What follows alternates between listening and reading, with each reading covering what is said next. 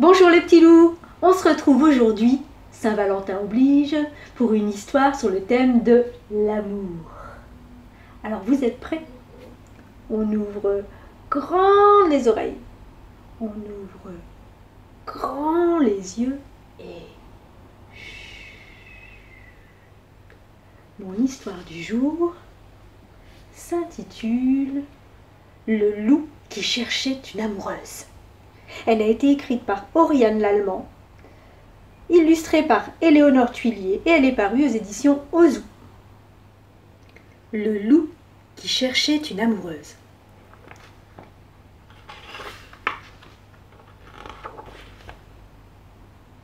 Il était une fois un gros loup noir, plutôt mignon, plutôt gentil, mais qui n'avait pas d'amoureuse.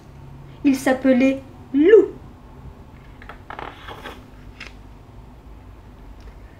Comme tous les ans au printemps, la forêt se remplissait d'amoureux. Et un bisou par-ci, et un câlin par-là, et des guilis-guilis à tous les coins du bois. C'était très énervant, surtout pour un loup tout seul.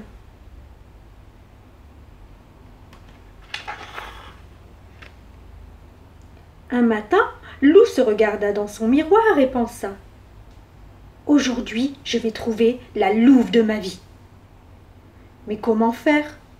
Il ne connaissait rien à l'affaire.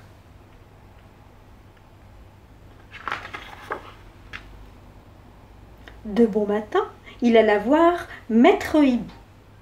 « Il faut tomber amoureux, voilà tout !» dit celui-ci.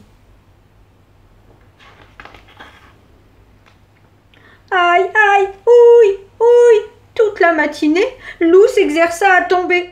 À la fin, il était tout cabossé et avait mal partout. Mais il n'avait pas trouvé d'amoureuse.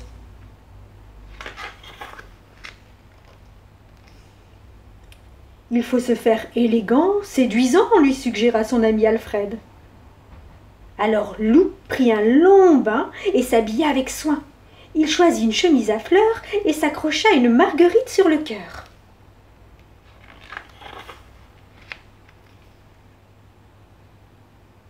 « Il faut attirer l'attention, être original, phénoménal !» expliqua son ami Valentin.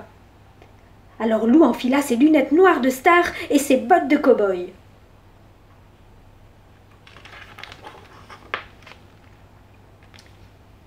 Il faut juste parler joliment, choisir des mots doux ou caressants, lui dit son ami Gros Louis. Loup courut acheter un livre de poésie. Il le lut en entier et apprit tous les poèmes où l'on disait « Je t'aime ».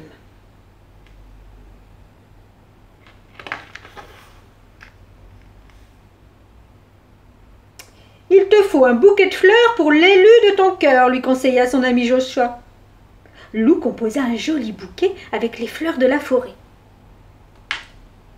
« Mais comment saurais-je que c'est la louve de ma vie ?» demanda encore Loup à ses amis. « Oh, quand tu la verras, tu auras les jambes flagada, la cervelle en chocolat et le cœur qui bat, » lui dit Joshua. Et ils le poussèrent dehors.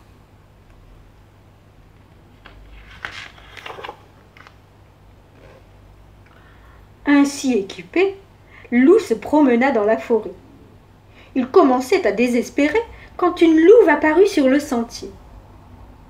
Loup lui tendit le bouquet en récitant « Ce bouquet des bois est comme toi, ô louve, sauvage et doux à la fois. »« Arrête ton blabla, espèce de gros bêta !» répondit la louve sans s'arrêter. Loup resta planté au milieu du chemin. Il n'y comprenait plus rien. « C'est vraiment compliqué de trouver une amoureuse, » soupira-t-il. Il s'assit pour enlever ses bottes, quand soudain... Vlan! Une louve très pressée lui rentra dedans. Il bascula sur le sentier. Je suis vraiment désolée, dit la louve. Mais quelle idée d'être assis au milieu du chemin. Loup se redressa, regarda la louve et il sentit comme un petit clic à l'intérieur de son cœur. Un peu le bruit d'une porte qui s'ouvre.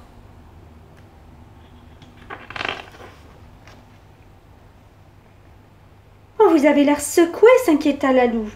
Voulez-vous venir chez moi prendre un thé? Avec plaisir, bredouilla Loup. Et il la suivit, le cœur battant, les jambes flagadas et la cervelle en chocolat.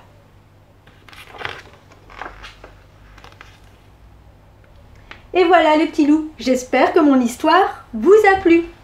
Pour prolonger ce moment, je vous invite à réaliser cet arbre au feuillage d'amour. Alors restez bien avec nous pour en savoir plus.